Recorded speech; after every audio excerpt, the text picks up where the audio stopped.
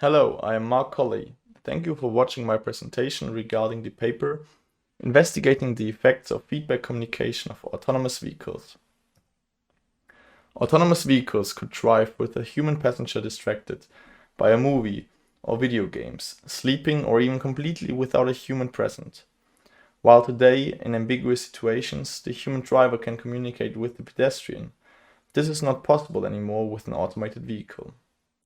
Therefore, recent research projects aim to overcome the possible challenges that arise from a missing passenger. To substitute or to even improve the missing communication possibilities, various messages and technologies such as LED strips, displays, projections and even simulated eyes have been proposed and evaluated. Some of them are shown on this slide. A classical scenario involves the automated vehicle communicating via some form that it is either stopping or that the pedestrian can cross. In these scenarios, the vehicle detects the pedestrian's intention to cross and then yields. In such cases, the pedestrian could thank the vehicle for letting them pass. However, there are also several possibilities where this one-way communication could be insufficient. For example, when the detected intention is wrong and the pedestrian actually wants to remain on the side of the street. In this case, the pedestrian could wave the vehicle through, as is done today. This communication from the pedestrian to the vehicle then has to be detected and acted upon. We investigated this scenario in the here presented paper. But first, we conducted a literature survey. We were interested in the examined aspects of the communication and quickly found that both the communication itself and the vehicle, called system on the slide, are under investigation. The literature survey showed the different dependent variables, for example, hedonic and pragmatic quality, trust, and perceived safety. Based on this literature survey, we chose our dependent variables, which I will present later. On this slide, you can see the scenario from the top on the left side. A two-way street is shown. From both sides, traffic arrives as indicated by the purple arrows. The blue arrow shows the way of the pedestrians. The yellow circle indicates where other people are standing. These people were included as we also wanted to evaluate the effects of other people standing close by, as the mere presence theory states that people's behavior alters already when people are merely in the vicinity. On the bottom, the red automated vehicle is shown. We chose a windshield display as they et al. Showed that gaze moves from the street to the windshield during the vehicle's approach. While such windshields are not yet available, the technology itself is already feasible. Depending on the scenario, the vehicle shows stopping and the additional feedback "thank you" or "you're welcome." Two participants can be seen on the top right. The one participant thanks the vehicle for letting him pass. The second participant waves the vehicle through. Based on the described bidirectional communication, we designed and conducted a VR-based study.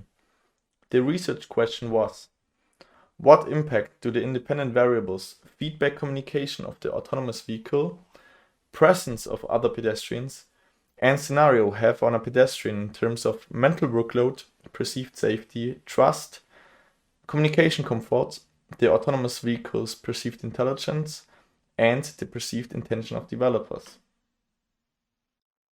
Our factors were scenario where the participant either waved the automated vehicle through and remained at the curb, or crossed the street and thanked the vehicle.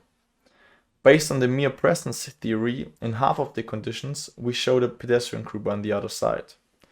And as we were finally interested in providing a meaningful two-way communication, we altered the behavior of the automated vehicle after receiving the thank you or waving through by the participant.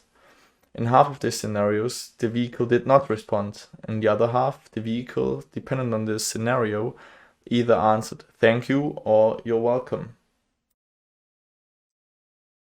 20 participants, 10 female, 10 male participated. We found that perceived safety was significantly enhanced with feedback communication, with the "thank you" and the "you're welcome" messages. We also found that trust in the communication, here seen on the left, and trust in the vehicle, as seen on the right, was significantly higher with the feedback communication. We also found some interaction effects of feedback communication in this scenario. Generally, there was a higher rating with bidirectional feedback communication, but similarly rated in the cross scenario as in the stand scenario, while the scenarios without feedback differ greatly in terms of pragmatic quality and perceived intelligence. In the stand or wave through scenario, the difference was smaller than in the crossing scenario.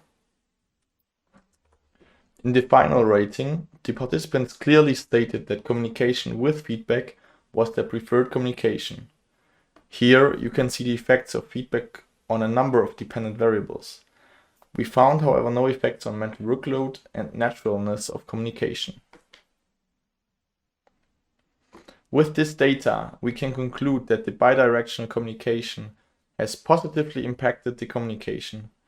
It has also positively affected system assessments. Therefore, we conclude that the halo effect is at work here. We found little impact of the presence of other pedestrians. We are, however, unsure whether the group of pedestrians might have been too small to be noticed. Finally, we want to highlight that participants stated that once the vehicle provided a thank you or a you're welcome, the perception of communication altered. One participant, for example, stated that after having seen the thank you, he expected it all the time and found it rude when it did not come.